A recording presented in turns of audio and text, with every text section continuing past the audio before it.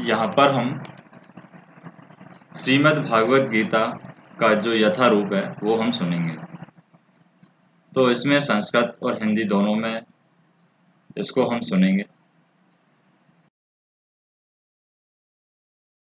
जो भी इसका ने इसको कहा है श्रीमद् भागवत गीता को, उसी तरीके से हम यहाँ पर सुनेंगे।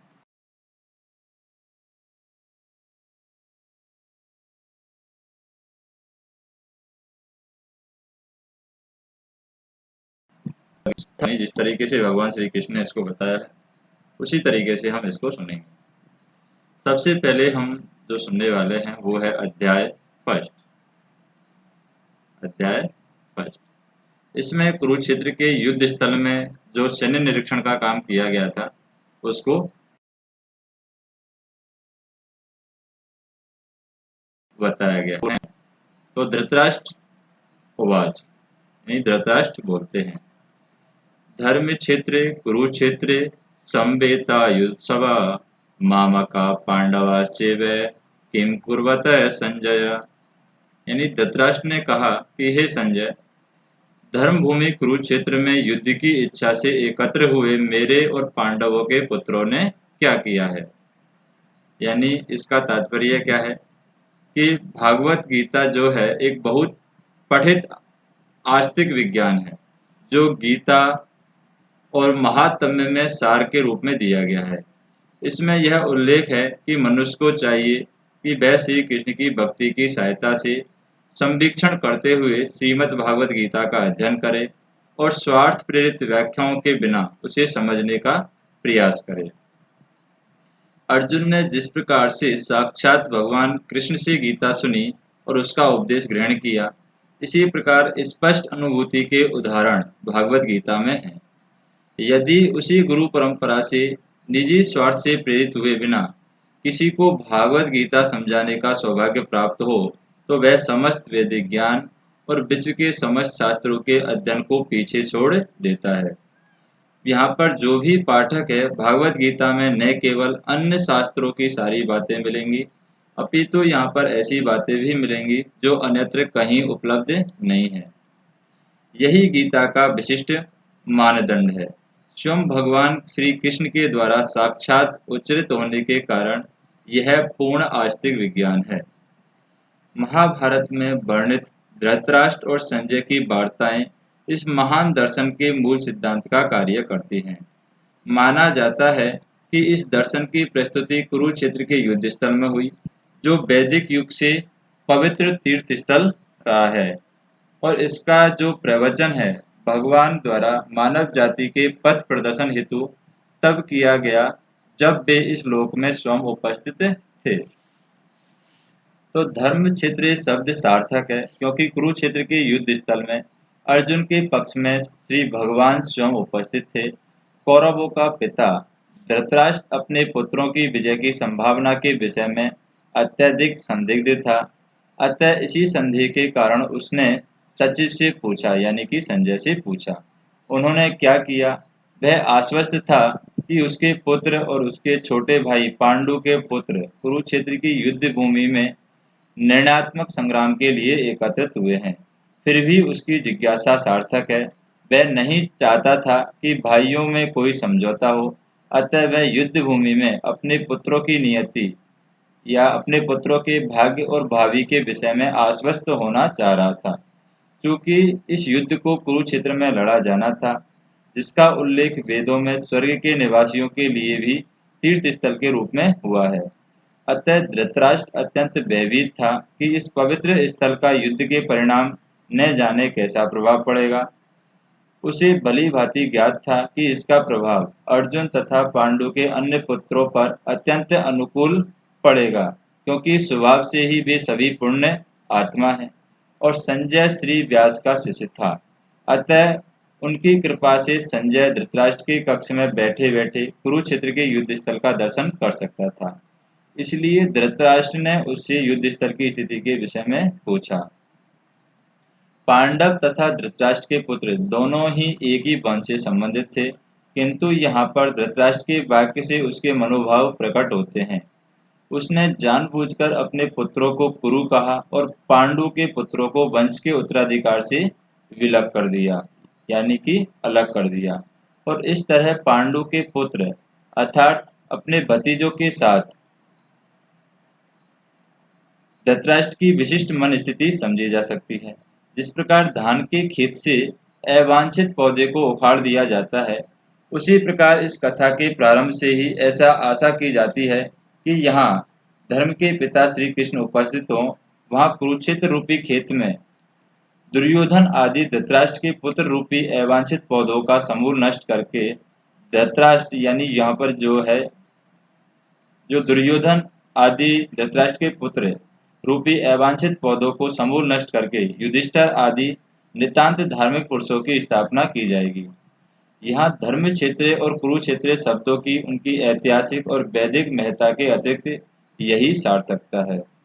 तो यहाँ पर संजय उवाच यानी संजय बोलते हैं, दृष्टा तु पांडवानीकम व्यूढ़म दुर्योधनस्तदा आचार्य संगम राजा वचनम ब्रवीत।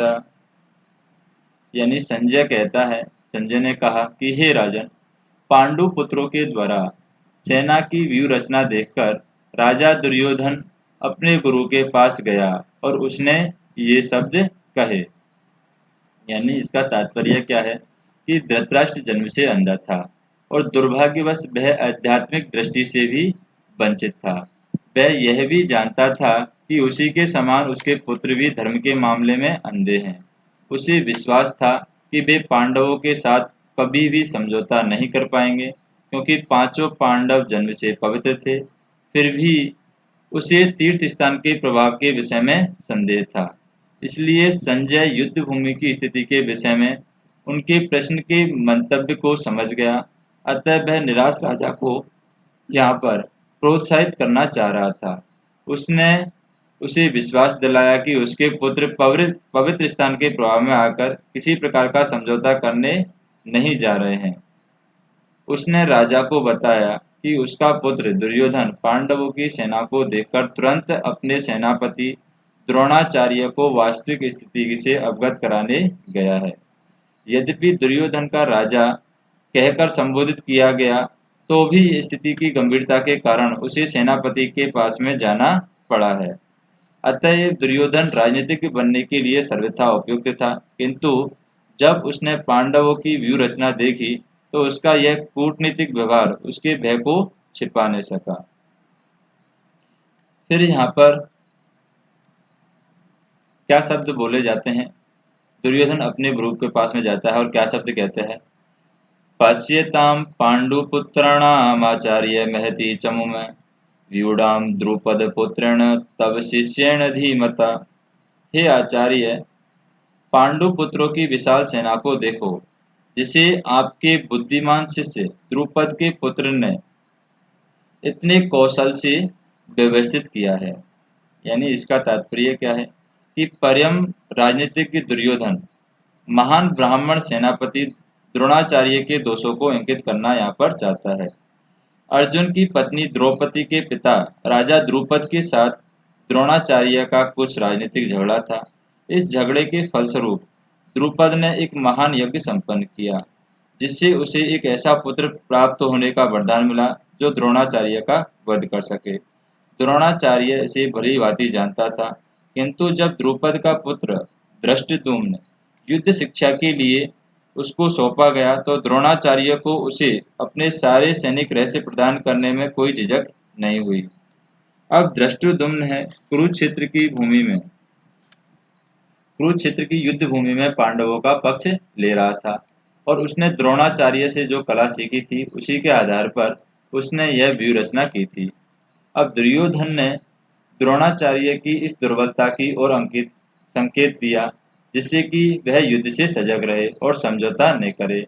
इसके द्वारा द्रोणाचार्य को यह भी बताना चाह रहा था कि कहीं वह अपने प्रिय शिष्य पांडवों के प्रति युद्ध में उदारता न दिखा बैठे। विशेष रूप से अर्जुन उसका अत्यंत प्रिय और तेजस्वी शिष्य था। दुर्योधन ने यह भी चेतावनी दी कि युद्ध में इस प्रकार की उदारता से हार हो सकती है। अब यहाँ पर क्या होता है, आगे कहता है यहाँ पर दुर्योधन, अत्र सूरा महेश्वासा भीमा अर्जुना समायुधि युयुधानो विराटश्च द्रुपश्च द्रुपदश्च महारथा। यानी इस सेना में भीम तथा अर्जुन के समान युद्ध करने वाले अनेक वीर धनुर्धर हैं, यथा महारथी युयुधान, विराट तथा द्रुपद। तो इसका तात्पर्य क्या है कि यद्यपि युद्ध कला में द्रोणाचार्य की महान शक्ति के समक्ष दृष्टिद्युम्न महत्वपूर्ण बाधक नहीं था, किंतु ऐसे अनेक योद्धा थे जिनसे भय था। दुर्योधन इन्हें विजय के पक्ष में अत्यंत बाधक बताता है, क्योंकि इनमें से प्रत्येक योद्धा भीम और अर्जुन के समान दुर्जय था। उसे भीम और अर्जुन के बल का ज्ञान था, इसलिए वह अन्यों की तुलना इन दोनों से करता है। दृष्टकेतु सचेकितान काशीराजस्व वीर्यवान पुरोजित कुरु कुंती भोजश्च सेवश्च नरपुंगवा। यानी इसके साथ ही दृष्टकेतु, चेकितान, काशीराज, पुरोजित, कुंती भोज और सैव्य जैसे महान शक्तिशाली योद्धा भी हैं। युद्धा मनुश्च विक्रांत उत्तमोजाश्च वीर्यवान सौभद्रो द्रुपदाश्च सर्व एव महारथा। यानी पराक्रमी यहाँ पर युधामन्यु, अत्यंत शक्तिशाली उत्तमोजा, सुभद्रा का पुत्र और द्रौपदी के पुत्र, ये सभी महारथी हैं। अस्माकं तु विशिष्टा ये तानि बोधे द्विजोतम नायका मम सैन्यस्य संज्ञार्थ तान ब्रवीमते। यानी किंतु हे ब्राह्मण श्रेष्ठ, आपकी सूचना के लिए मैं अपनी सेना के उन नायकों के विषय में बताना चाहूँगा जो मेरी सेना को संचालित करने के विशेष रूप से निपुण हैं। यानी कि मेरी सेना को संचालित करने में जो विशेष रूप से निपुण है वो कौन कौन है, वो दुर्योधन यहाँ पर द्रोणाचार्य को बताता है। भवान भीष्मश्च कर्णश्च कृपश्च समन्तिश्च अश्वत्थामा विकर्णश्च सौमदत्तिस्तेवश्च। यानी मेरी सेना में स्वयं आप, भीष्म, कर्ण, कृपाचार्य, अश्वत्थामा, विकर्ण तथा सोमदत्त का पुत्र भूरिश्रवा आदि हैं, जो युद्ध में सदैव विजयी रहे हैं। यानी इसका तात्पर्य क्या है कि दुर्योधन उन अद्वितीय युद्ध वीरों का वर्णन करता है या उल्लेख करता है जो सदैव विजयी होते हैं। विकर्ण दुर्योधन का भाई है, अश्वत्थामा दुर्योधन द्रोणाचार्य का पुत्र है, और सोमदत्ती या जो भूरिश्रवा है वो वाहियों के राजा का पुत्र है। कर्ण अर्जुन का आधा भाई है, क्योंकि वह कुंती के गर्भ से राजा पांडु के साथ विवाहित होने के पूर्व उत्पन्न हुआ था, और कृपाचार्य की जुड़वा बहन द्रोणाचार्य को व्याही थी। अन्ये च बहवे श्रूरा मदर्थे त्यक्त जीविता नाना शस्त्रा प्रहरणे सर्वे युद्ध विशारदा। ऐसे अन्य अनेक वीर हैं जो मेरे लिए अपना जीवन त्याग करने के लिए उद्यत हैं। वे विविध प्रकार के हथियारों से सुसज्जित हैं और युद्ध विद्या में निपुण हैं।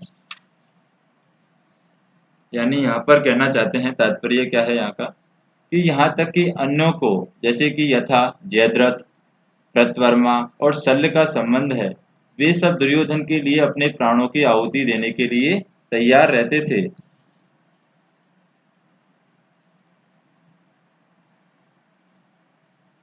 और दूसरे शब्दों में हम ये कहें कि यह पूर्व निश्चित है कि वे अब पापी दुर्योधन के दल में सम्मिलित होने के कारण कुरुक्षेत्र के युद्ध में मारे जाएंगे।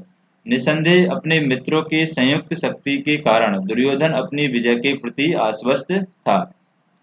अपर्याप्तम तदस्माकं बलम भीष्माभिरक्षितम पर्याप्तम त्वदेदमेतेषां बलम भी भीमाभिरक्षितम।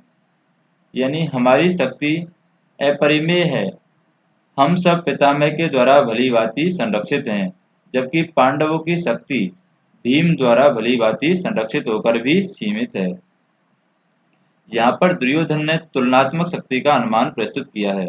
वह सोचता है कि अत्यंत अनुभवी सेना नायक भीष्म पितामह के द्वारा विशेष रूप से संरक्षित होने के कारण उसकी सशस्त्र सेनाओं की शक्ति अपरिमेय है, और दूसरी ओर पांडवों की सेनाएं सीमित हैं, क्योंकि उनकी सुरक्षा का एक कम अनुभवी नायक भीम द्वारा की जा रही है, जो भीष्म की तुलना में नगण्य है। दुर्योधन सदैव भीम से ईर्ष्या करता है, क्योंकि वह जानता है कि यदि उसकी मृत्यु कभी हुई तो वह भीम के द्वारा ही होगी, किंतु साथ ही उसे यहाँ पर दृढ़ विश्वास था कि भीष्म की उपस्थिति में उसकी विजय निश्चित है, क्योंकि भीष्म कहीं अधिक उत्कृष्ट सेनापति है और वह युद्ध में विजयी होगा। वह उसका ये दृढ़ निश्चय था। अयानेषु अयानेषु च सर्वेषु यथा भागमस्थिता भीष्ममेवाभिरक्षितं भवन्तः सर्व एव हि। अतएव सैन्य व्यू में अपने अपने मोर्चों पर खड़े रहकर आप सभी भीष्म पितामह को पूरी पूरी सहायता दें। इसका तात्पर्य है कि भीष्म पितामह के शौर्य की प्रशंसा करने के बाद दुर्योधन ने सोचा कि कहीं अन्य योद्धा यह न समझ ले कि उन्हें कम महत्व दिया जा रहा है। अतः दुर्योधन ने अपने सहज कूटनीतिक ढंग से स्थिति संभालने के उद्देश्य से उपयुक्त शब्द कहे। उसने बलपूर्वक कहा कि भीष्मदेव निसंदेह महानतम योद्धा हैं, किंतु अब वे वृद्ध हो चुके हैं। अतः प्रत्येक सैनिक को चाहिए कि चारों ओर से उनकी सुरक्षा का विशेष ध्यान रखें। हो सकता है कि वे किसी एक दिशा में युद्ध करने लग जाएं और शत्रु उस व्यस्तता का लाभ उठा ले। अतः यह आवश्यक है कि अन्य योद्धा मोर्चों पर अपनी अपनी स्थिति पर अडिग रहें और शत्रु को व्यू न तोड़ने दें। दुर्योधन को पूर्ण विश्वास था कि कुरुओं की विजय भीष्मदेव की उपस्थिति पर निर्भर है। उसे युद्ध में भीष्मदेव और द्रोणाचार्य के पूर्व सहयोग की आशा थी, क्योंकि वह अच्छी तरीके से जानता था कि इन दोनों ने ही उस समय यह शब्द भी नहीं कहा था जब अर्जुन की पत्नी द्रौपदी की असहाय अवस्था में भरी सभा में नग्न किया जा रहा था। जब उसने उनसे न्याय की भीख मांगी तो यह जानते हुए कि दोनों सेनापति के मन में पांडवों के लिए स्नेह था, दुर्योधन को आशा थी कि वे इस स्नेह को उसी तरह त्याग देंगे जिस तरह उन्होंने द्रुत क्रीड़ा के अवसर पर किया था। तस्य सज्जन यनहर्ष कुरु वृद्ध पितामह सिंहनादम विनिघोचे शंकम दंध्मो प्रतापवान। तब कुरुवंश के वयोवृद्ध परम प्रतापी और वृद्ध पितामह ने सिंह गर्जना की सी ध्वनि करने वाले अपने शंख को उच्च स्वर से बजाया, जिससे दुर्योधन को हर्ष हुआ। तो इसका तात्पर्य है कि कुरुवंश के वयोवृद्ध पितामह अपने पौत्र दुर्योधन को मनोभाव जान गए थे और उसके प्रति अपनी स्वाभाविक दयावश उन्होंने प्रसन्न करने के लिए अत्यंत उच्च स्वर में अपना शंख बजाया, जो कि उनकी सिंह के समान स्थिति के अनुरूप था। अप्रत्यक्ष रूप में शंख के द्वारा प्रतीकात्मक ढंग से उन्होंने अपने हताश पौत्र दुर्योधन को बता दिया कि उन्हें युद्ध में विजय की आशा नहीं है, क्योंकि दूसरे पक्ष में साक्षात भगवान श्री कृष्ण हैं। फिर भी युद्ध का मार्गदर्शन करना उसका कर्तव्य था, यानी कि भीष्म पितामह का यहाँ पर कर्तव्य था, और इस संबंध में वे कोई कसर नहीं रखेंगे। तत् सांख्यश्च धैर्यश्च पणवान खगोमुखा स सेवा भाव्य हयंत स शब्द स्तु मूलो अभवत। यानी उसके पश्चात तत्पश्चात शंख नगाड़े विगुल तुरही और सींग सहसा एक साथ बज उठे।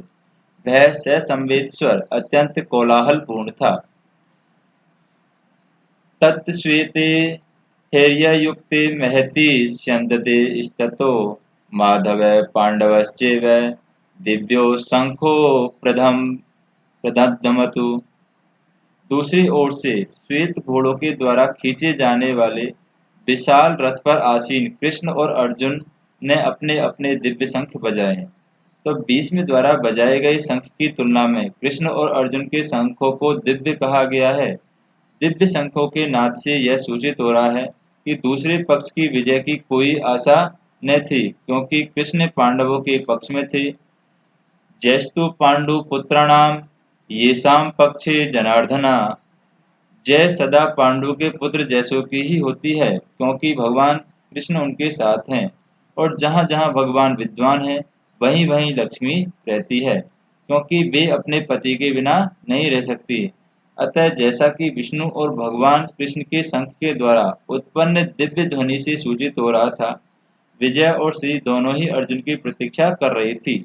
इसके अतिरिक्त जिस रथ पर दोनों मित्र आसीन थे, वह अर्जुन को अग्नि देवता के द्वारा प्रदत्त था। इससे सूचित हो रहा था कि तीनों लोकों में जहाँ कहीं भी यह जाएगा वहाँ विजय निश्चित है। पांचजन्यम हसिकेशो देवी दत्ति धनंजय पौंड्रम दम दद्मो महाशंख भीष्मकर्मा व्रकोदर।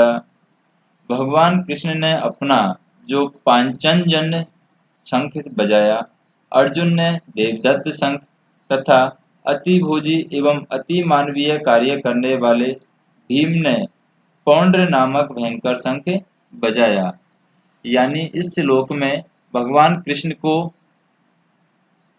हर्षिकेश कहा गया है, क्योंकि वे ही समस्त इंद्रियों के स्वामी हैं। सारे जीव उनके भिन्नांश हैं, अतः जीवों की इंद्रियां भी उनके इंद्रियों के अंश हैं। चूंकि निर्विश निर्विशेषवादी जीवों की इंद्रियों के कारण बताने में असमर्थ हैं, इसलिए वे जीवों को इंद्रिय रहित और निर्विशेष कहने के लिए उत्सुक रहते हैं। भगवान समस्त जीवों के हृदयों में स्थित होकर उनके इंद्रियों का निर्देशन करते हैं, किंतु वे इस तरह निर्देशन करते हैं कि जीव उनकी शरण ग्रहण कर ले, और विसुक्त भक्त की इंद्रियों का तो वे प्रत्यक्ष निर्देशन करते हैं। यहाँ कुरुक्षेत्र की युद्ध भूमि में भगवान कृष्ण अर्जुन की दिव्य इंद्रियों को निर्देशन करते हैं, इसलिए उनको हर्षिकेश कहा गया है।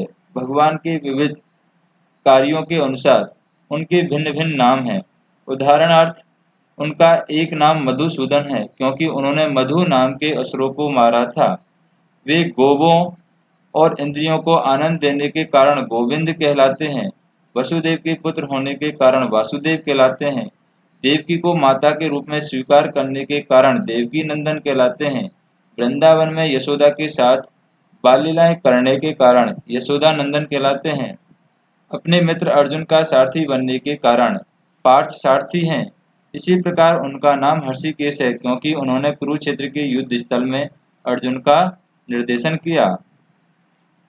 इस श्लोक में अर्जुन को धनंजय कहा गया है, क्योंकि जब इसके बड़े भाई को विभिन्न यज्ञ संपन्न करने के लिए धन की आवश्यकता हुई थी, तो उसे प्राप्त करने के लिए इन्होंने सहायता की थी। इसी प्रकार भीम ब्रकोदर कहलाते हैं, क्योंकि जैसे कि वे अधिक खाते हैं, उसी प्रकार से अति मानवीय कार्य करने वाले हैं, जैसे हिडिंबासुर का वध।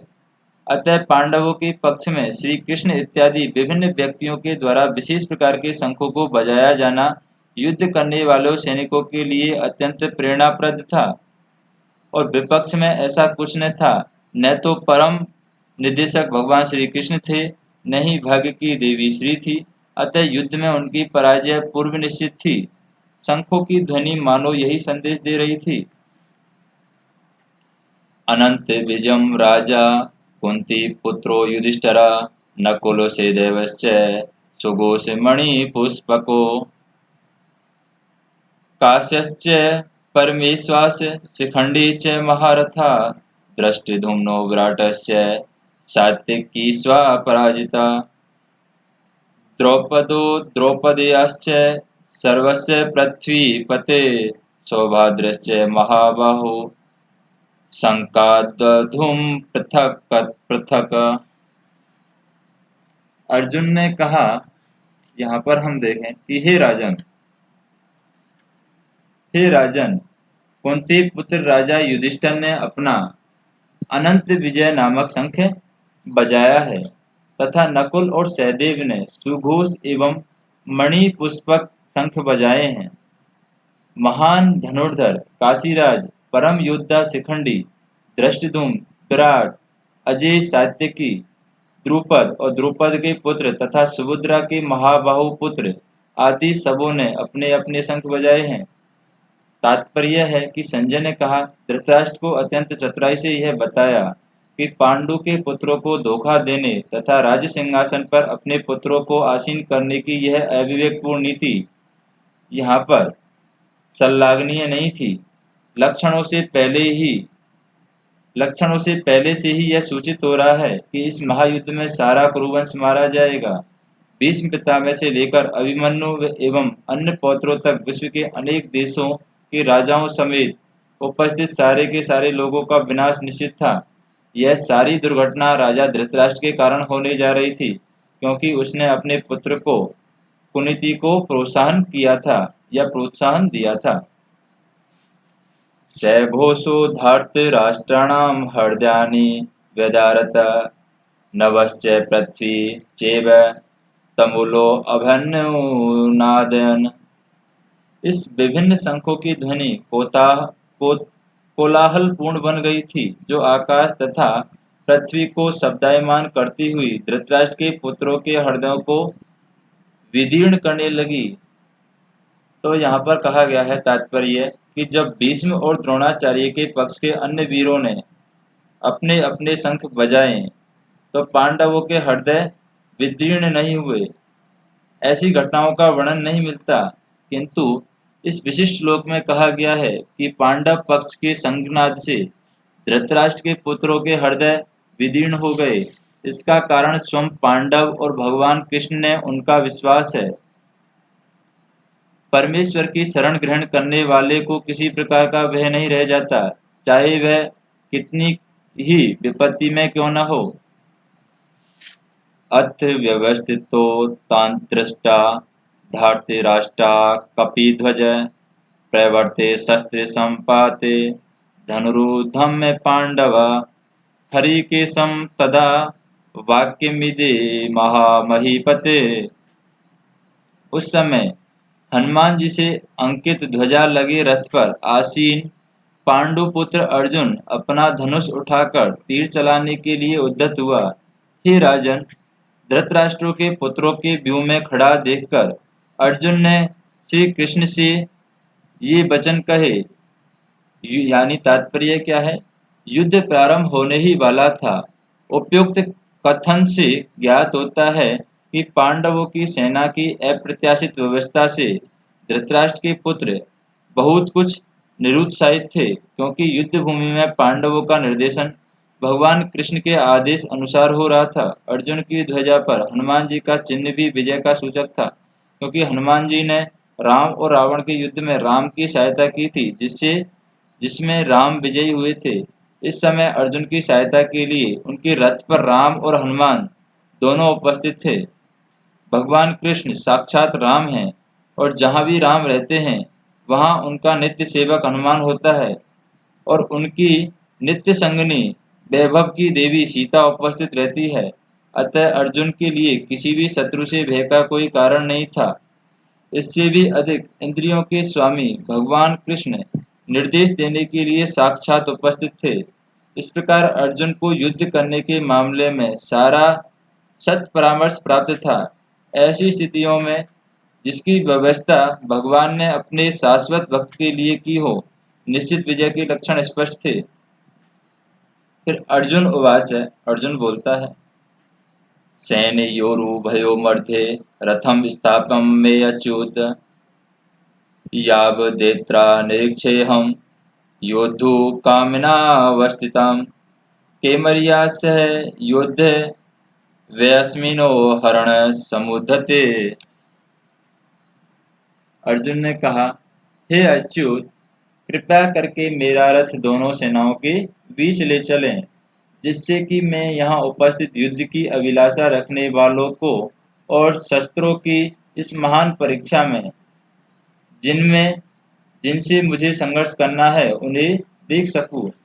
यद्यपि श्री कृष्ण साक्षात श्री भगवान थे, किंतु वे अहेतु के कृपावश अपने मित्र की सेवा में लगे हुए थे। वे अपने भक्तों पर स्नेह दिखाने में कभी नहीं चूकते, इसलिए अर्जुन ने उन्हें अच्युत कहा है। सारथी रूप में उन्हें अर्जुन की आज्ञा का पालन करना था और उन्होंने इसमें कोई संकोच नहीं किया, अतः उन्हें अच्युत कहकर संबोधित किया गया। यद्यपि उन्होंने अपने भक्त का सारथी पद स्वीकार किया, किंतु इससे उनकी परम स्थिति अक्षुण्ण बनी रही। प्रत्येक परिस्थिति में वे इंद्रियों के स्वामी श्री भगवान हरि के हैं। भगवान और उनके सेवक का संबंध अत्यंत मधुर एवं दिव्य होता है। सेवक स्वामी की सेवा करने के लिए सदैव उद्यत रहता है और भगवान भी भक्त की कुछ न कुछ सेवा करने की कोशिश में रहते हैं। वे इसमें विशेष आनंद का अनुभव करते हैं। वे स्वयं आज्ञादाता न बने, अपितु उनके शुद्ध भक्त उन्हें आज्ञा दें, क्योंकि वे स्वामी हैं।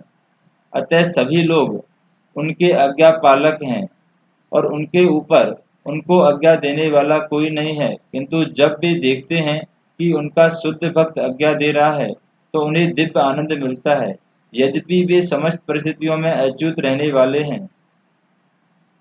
भगवान का शुद्ध भक्त होने के कारण अर्जुन को अपने बंधु बांधवों से युद्ध करने की तनिक भी इच्छा न थी, किंतु दुर्योधन के द्वारा शांतिपूर्ण समझौता न करके हठ धर्मिता पर उतारू होने के कारण उसे युद्ध भूमि में आना पड़ा।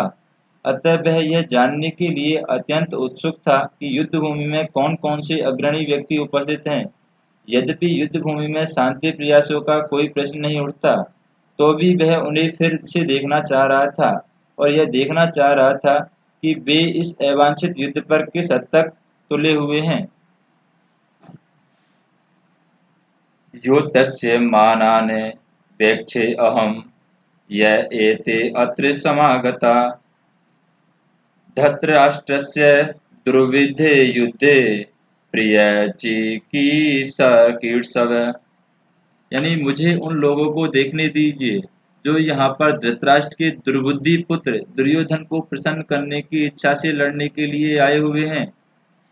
यानी तात्पर्य क्या है कि यह सर्वविदित था कि दुर्योधन अपने पिता धृतराष्ट्र की साठगांठ से पापपूर्ण योजनाएं बनाकर पांडवों के राज्य को हड़पना चाहता था। अतः जिन समस्त लोगों ने दुर्योधन का पक्ष ग्रहण किया था वे उसी के समान धर्मा रहे होंगे। अर्जुन युद्ध प्रारंभ होने के पूर्व यह तो जान ही लेना चाहता था कि कौन कौन से लोग आए हुए हैं, किंतु उसके समक्ष समझौता का प्रस्ताव रखने की उनकी कोई योजना नहीं थी। यह भी तथ्य था कि वह उनकी शक्ति का, जिसका उसे सामना करना था, अनुमान लगाने की दृष्टि से उन्हें देखना चाह रहा था। यद्यपि उसे अपनी विजय का विश्वास था, क्योंकि कृष्ण उसकी बगल में विराजमान थे। फिर संजय उवाच, संजय बोलते हैं, एवं मुक्तो हसिकेशो गुडाकेशेन भारत सेनयोरुभयोर्मध्ये स्थापयित्वा रथोत्तमम्। संजय ने कहा कि हे भरतवंशी, अर्जुन के द्वारा इस प्रकार संबोधित किए जाने पर भगवान कृष्ण ने दोनों दलों के बीच में उस उत्तम रथ को लाकर खड़ा कर दिया है। तो इस श्लोक में अर्जुन को गुंडाकेश कहा गया है। गुंडा का अर्थ होता है नींद, और जो नींद को जीत लेता है वह गुंडाकेश है। नींद का अर्थ अज्ञान भी है। अतः अर्जुन ने कृष्ण की मित्रता के कारण नींद तथा अज्ञान दोनों पर विजय प्राप्त की थी। कृष्ण के भक्त के रूप में वह कृष्ण को क्षण भर भी नहीं भुला पाया, क्योंकि भक्त का स्वभाव ही ऐसा होता है। जहाँ तक चलते और सोते हुए श्री कृष्ण का नाम, रूप, गुण और लीलाओं के चिंतन से भक्त कभी मुक्त नहीं रह सकता। अतः कृष्ण का भक्त उसका निरंतर चिंतन करते हुए नींद और अज्ञान दोनों को जीत सकता है। इसी को कृष्ण भावनामृत या समाधि कहते हैं। प्रत्येक जीव की इंद्रियां तथा मन के निर्देशन अर्थात हसीकेश के रूप में कृष्ण अर्जुन के मंतव्य को समझ गए और वह क्यों सेनाओं के मध्य में रथ को खड़ा करवाना चाहता है। अतः उन्होंने वैसा ही किया और फिर वे इस प्रकार बोले, भीष्म द्रोणो प्रमुखतः सर्वेषां च महीरक्षिताम्। उवाच पार्थ पश्येतान् समवेतान् कुरूनिति। भीष्म, द्रोण और विश्व भर के अन्य समस्त राजाओं के सामने भगवान ने कहा कि हे पार्थ, यहाँ पर एकत्र सारे कुरुओं को देखो। समस्त जीवों के परमात्मा स्वरूप भगवान कृष्ण यह जानते थे कि अर्जुन के मन में क्या बीत रहा है। इस प्रसंग में हर्षि के शब्द का प्रयोग सूचित करता है कि वे सब कुछ जानते थे। इसी प्रकार पार्थ शब्द अर्थात प्रथा या कुंती पुत्र भी अर्जुन के लिए प्रयुक्त होने के कारण ये महत्वपूर्ण है। मित्र के रूप में वे अर्जुन को बता देना चाहते थे कि चूंकि अर्जुन उनके पिता वासुदेव की बहन प्रथा का पुत्र था, इसलिए उन्होंने अर्जुन का सारथी बनना स्वीकार किया था।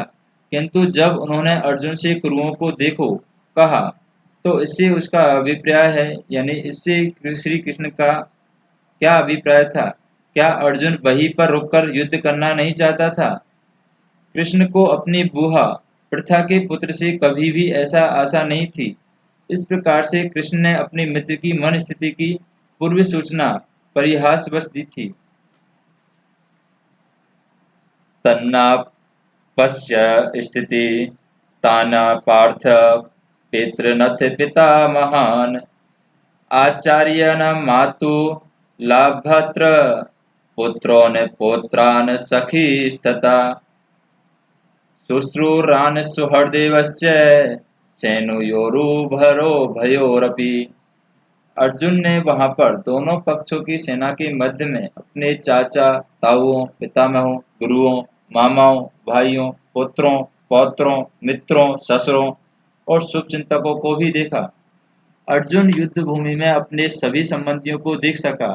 वह अपने पिता के समकालीन भूरिश्रवा जैसे व्यक्तियों, भीष्म तथा सोमदत्त जैसे पितामहों, द्रोणाचार्य और कृपाचार्य जैसे गुरुओं, शल्य और शकुनी जैसे मामाओं, दुर्योधन जैसे भाइयों, लक्ष्मण जैसे पुत्रों और अश्वत्थामा जैसे मित्रों और कृतवर्मा जैसे शुभचिंतकों को देख सका।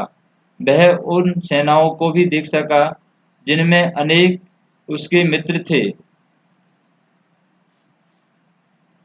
तान समीक्षम स कौन्तेय सर्वान् बन्धुव्यवस्थितान् कृपया पर्याविष्टो विषीदन्निदं ब्रवीत। तब कुंती पुत्र अर्जुन ने मित्रों तथा संबंधियों की इन विभिन्न श्रेणियों को देखा तो वे करुणा से अनुभूत हो गए और इस प्रकार बोला। अर्जुन उवाच दृष्टे मम स्वजनं कृष्ण युयुत्सु समुपस्थितं सीदन्ति मम गत्राणि मुखं च परिस्पृशति। अर्जुन ने कहा, हे कृष्ण, इस प्रकार युद्ध की इच्छा रखने वाले अपने मित्रों तथा संबंधियों को अपने समक्ष उपस्थित देखकर मेरे शरीर के अंग कांप रहे हैं और मेरा मुख सूखा जा रहा है। यथार्थ भक्ति से युक्त मनुष्य में वे सारे सद्गुण रहते हैं जो सत्पुरुषों तथा देवताओं में पाए जाते हैं, जबकि अभक्त अपनी शिक्षा और संस्कृति के द्वारा भौतिक योग्यताओं में चाहे कितना ही उन्नत क्यों न हो, इन ईश्वरीय गुणों से विहीन होता है। अतः स्वजनों, मित्रों, संबंधियों को युद्ध भूमि में देखते ही अर्जुन उन सबों के लिए करुणा से अभिभूत हो गया जिन्होंने परस्पर युद्ध करने का निश्चय किया था। जहाँ तक उसके अपने सैनिकों का संबंध था, वह उनके प्रति प्रारंभ से दयालु था, किंतु विपक्षी दल के सैनिकों को आसन्न मृत्यु को देखकर वह उन पर भी दया का अनुभव कर रहा था। और जब वह इस प्रकार सोच रहा था तो उनके अंगों में कंपन होने लगा और मुख सूख गया। उन सबको युद्धाभिमुख देखकर उसे आश्चर्य भी हुआ। प्राय सारा कुटुंब, अर्जुन के सगे संबंधी उससे युद्ध करने आए थे। यद्यपि इसका उल्लेख नहीं है, किंतु तो भी सहज अनुमान लगाया जा सकता है कि न केवल उनके अंग कांप रहे थे, मुख सूख रहा था, अपितु वह दयावश रुदन भी कर रहे थे। अर्जुन में ऐसे लक्षण किसी दुर्बलता के कारण नहीं, अपितु हृदय की कोमलता के कारण थे, जो भगवान के शुद्ध भक्त का लक्षण है। अतः कहा गया है, यस्यास्ति भक्ति भर्गवत याश्चिना सर्वे गुणोस्तत्र समासते सुरा हरा भव्य भक्तस्य कुतो महद्गुणा मनोरथे नासति धावतो वही। जो भगवान के प्रति अविचल भक्ति रखता है उसमें देवताओं के सद्गुण पाए जाते हैं, किंतु जो भगवत भक्त नहीं है उसके पास भौतिक योग्यता ही रहती हैं जिनका कोई मूल्य नहीं होता है। इसका कारण यह है कि वह मानसिक धरातल पर मंडराता रहता है और ज्वलंत माया के द्वारा अवश्य ही आकृष्ट होता है। बेपिथुश्च शरीर में रोम हरश्च जायते गांडीवम स्त्रसते अस्तात्विक क्लेश्च परिद्यते। मेरा सारा शरीर कांप रहा है, मेरे रेंगटे खड़े हो रहे हैं, मेरा गांडीव धनुष मेरे हाथ से सरक रहा है और मेरी त्वचा जल रही है। शरीर में दो प्रकार का कंपन होता है और रेंगटे भी दो प्रकार के खड़े होते हैं। ऐसा या तो आध्यात्मिक परमानंद के समय या फिर भौतिक परिस्थिति में अत्यधिक भय उत्पन्न होने पर होता है। दिव्य साक्षात्कार में कोई भय नहीं होता है। इस अवस्था में अर्जुन के जो लक्षण हैं वो भौतिक भय अर्थात जीवन की हानि के कारण है। अन्य लक्षणों से भी यह स्पष्ट है कि वह इतना अधीर हो गया है कि उसका विख्यात धनुष गांडीव उनके हाथों से सरक रहा था और उसकी त्वचा में जलन उत्पन्न हो रही थी। ये सब लक्षण देहात्म बुद्धि से जन्य हैं। न च शक्रो में वास्तुतुम भ्रमतीवश्च मे मन निमित्तानि च पाश्चामि विपरीतानि केशव। मैं यहाँ अब और अधिक खड़ा रहने में असमर्थ हूँ। मैं अपने को भूल रहा हूँ, मेरा सिर चकरा रहा है। हे कृष्ण, मुझे तो केवल अमंगल के कारण दिखाई दे रहे हैं। तात्पर्य है अपने अधैर्य के कारण अर्जुन युद्ध भूमि में खड़ा रहने में असमर्थ था और अपने मन की इस दुर्बलता के कारण उसे आत्मविस्मृति हो रही थी। भौतिक वस्तुओं के प्रति अत्यधिक आसक्ति के कारण मनुष्य ऐसे मोहमयी स्थिति में पड़ जाता है। भयम द्वितीयाभिनिवेशत स्वात्। ऐसा भय और मानसिक असंतुलन उन व्यक्तियों में उत्पन्न होता है जो भौतिक परिस्थितियों से ग्रस्त होते हैं। अर्जुन को युद्ध भूमि में केवल दुखदायी पराजय ही प्रतीत हो रही थी। वह शत्रु पर विजय पाकर भी सुखी नहीं होगा। निमित्तानि विपरीतानि शब्द महत्वपूर्ण है। जब मनुष्य को अपनी आशाओं में केवल निराशा दिखती है तो वह सोचता है कि मैं यहाँ क्यों हूँ। प्रत्येक प्राणी अपने में अपने स्वार्थ में रुचि रखता है, किसी की भी परमात्मा में रुचि नहीं होती। कृष्ण की इच्छा से अर्जुन अपने स्वार्थ के प्रति अज्ञान दिखा रहा है। मनुष्य का वास्तविक स्वार्थ तो विष्णु और कृष्ण निहित है। वृद्ध जीव जो बुद्धिजीवी इसे भूल जाता है, इसलिए इसे भौतिक कष्ट उठाने पड़ते हैं। अर्जुन ने सोचा कि उसकी विजय केवल उसके शोक के कारण बन सकती है। उसकी विजय केवल उसके शोक का कारण बन सकती है। न च श्रेयो न पश्चामि हत्वा स्वजनमाहवे न कांगे विजम कृष्ण न च राज्य सुखानि च। हे कृष्ण, इस युद्ध में अपने ही स्वजनों का वध करने से न तो मुझे कोई अच्छाई दिखती है और न मैं इससे किसी भी प्रकार की विजय, राज्य और सुख की इच्छा रखता हूँ। यह जाने बिना कि मनुष्य का स्वार्थ विष्णु या श्री कृष्ण है। सारे बुद्धिजीवी शारीरिक संबंधों के प्रति यह सोचकर आकर्षित होते हैं कि वे ऐसी परिस्थितियों में प्रसन्न रहेंगे। ऐसी देहात्म बुद्धि के कारण वे भौतिक सुख के कारणों को ही भूल जाते हैं। अर्जुन जो क्षत्रिय का नैतिक धर्म भी भूल गया था। कहा जाता है कि दो प्रकार के मनुष्य परम शक्तिशाली और जाज्वल्यमान सूर्यमंडल में प्रवेश करने के योग्य होते हैं। ये है एक तो क्षत्रिय जो कृष्ण की आज्ञा से युद्ध में मरता है और दूसरा सन्यासी जो आध्यात्मिक अनुशीलन में लगा रहता है। अर्जुन अपने शत्रुओं को भी मारने से विमुख हो रहा था। अपने संबंधियों की बात तो छोड़ दीजिए, वह सोचता था कि स्वजनों को मारने से उसे जीवन में सुख नहीं मिल सकेगा, अतः वह लड़ने के लिए इच्छुक नहीं था। जिस प्रकार की भूख ने लगने पर कोई भोजन बनाने को तैयार नहीं होता, उसने तो बन जाने का निश्चय कर लिया है, जहाँ वह एकांत में निराशापूर्ण जीवन काट सके। किंतु क्षत्रिय होने के नाते उसे अपने जीवन निर्वाह के लिए राज्य चाहिए, क्योंकि क्षत्रिय कोई अन्य कार्य नहीं कर सकता। किंतु अर्जुन के पास राज्य कहाँ है? उसके लिए तो राज्य प्राप्त करने का एकमात्र अवसर है कि अपने बंधु बांधवों से लड़कर अपने पिता के राज्य का उत्तराधिकार प्राप्त करे, जिससे वह करना नहीं चाह रहा है। इसलिए वह अपने को जंगल में एकांतवास करने के, निराशा का एकांत जीवन बिताने के योग्य समझता है।